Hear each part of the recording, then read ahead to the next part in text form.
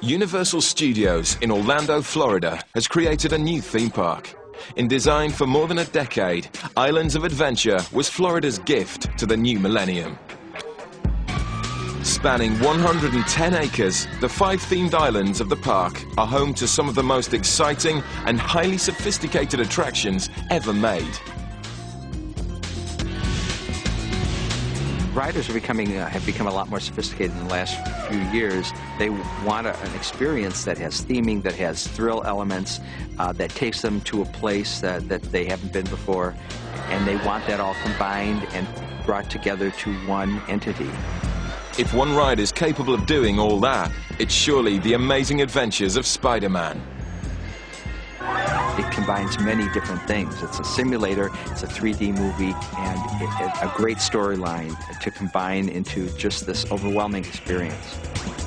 What makes Spider-Man extreme is the technologies we use to bring it all together. This is the greatest of them. The 6 Degree of Freedom moving motion base, blended with live-action special effects and film, takes you up 40 stories. We then move the audience through a curved screen 3D film that puts you in the center of the fight between Spider-Man and the evil syndicate. Now that's extreme.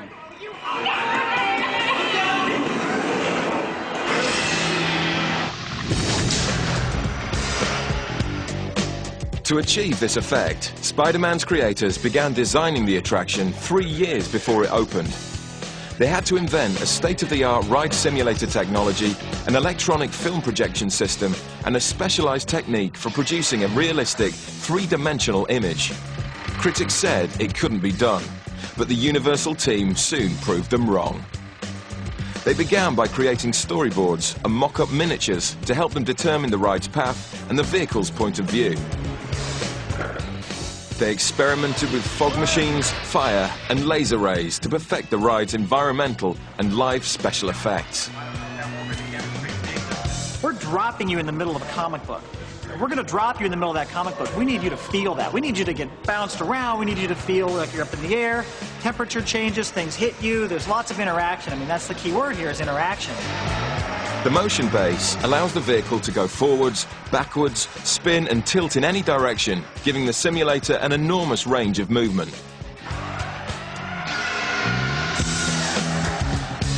The vehicle had to work completely in tandem with every element of the attraction if The Amazing Adventures of Spider-Man was to function as a continuous ride.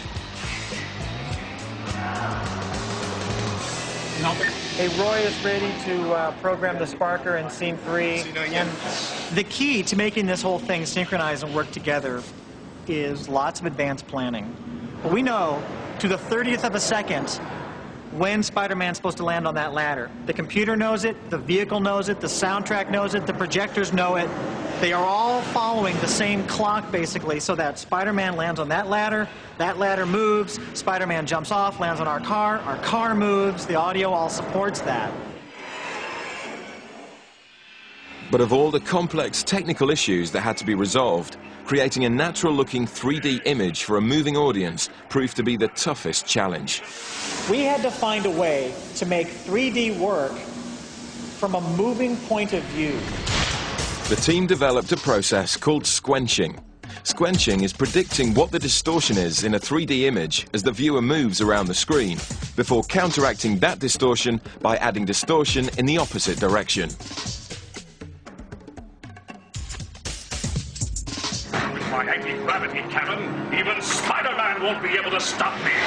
You mean stop us? So if you look at one of these images, just standing there watching it, it's going to look all tweaked, and it's going to move, and it's going to stretch, and it's going to squash, and do a whole bunch of things that look really weird. Even Spider-Man won't be able to stop me. When you watch it from the car, but it's moving in the right path at the right timing, that thing just looks like a window onto a virtual world. To complete the illusion of what we're trying to do here, we mix practical effects with film-based effects, Weaving them together to make a cohesive, seamless experience. One of the best examples of this is the ride's climax, a 400-foot free-fall sensory descent.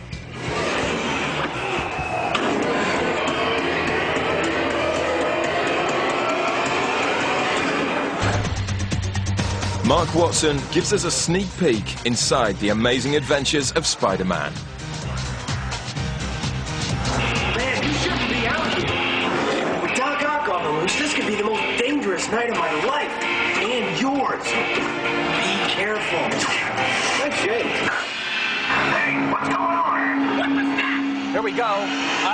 They're following us. Intruder! You think you're getting out of here? You're in for it. Yeah! No, let go! We've got heat, we've got lights. Oh!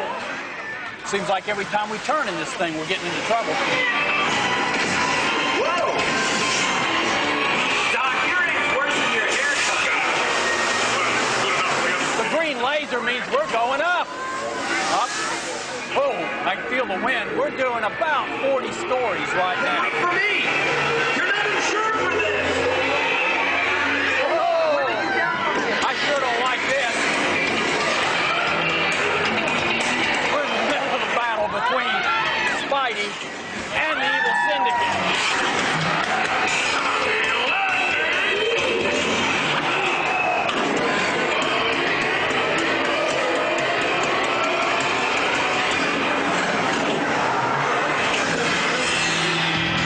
First time I rode the ride, I was really floored by the way everything was put together in such a way to make the experience so unusual, so different than everything that had gone before it.